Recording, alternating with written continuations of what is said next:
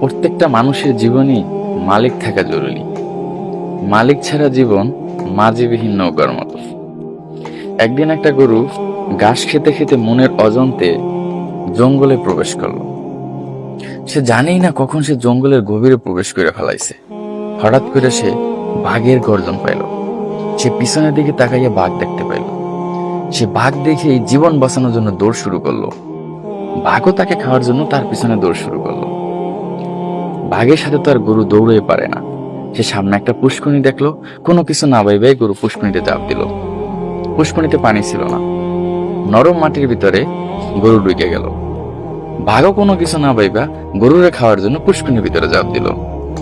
বাঘটাও নরম মাটির ভিতরে গাইতে বলল। গরুটা বাঘের দিকে তাকাইয়া মুসকে মুসকে হাসতেছে। বাঘ রাগ হয়ে জিজ্ঞেস করতেছে, তুই হাসো কেন? গরু তখন জিজ্ঞেস করলো, পুষ্করিণীতে পানি নেই, আমিও মাটির ভিতরে গাইতে পড়ছি, তুইও মাটির ভিতরে গাইতে পড়ছো। তোর ওড়ার শক্তি নেই, আমার ওড়ার শক্তি নেই, তোর কি মালিক আছে? বাঘ বলতেছে, মালিক?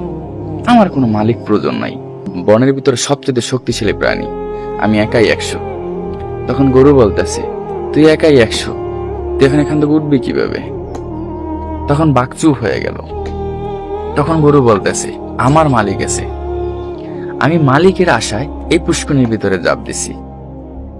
দিন শেষে যখন আমি বাসায় না ফেলবো, যখন সন্ধ্যা নাইমে আসবে, তখন আমার মালিক আমার খোঁজে বের হবে। কেন আমি বাসায় ফেললাম না?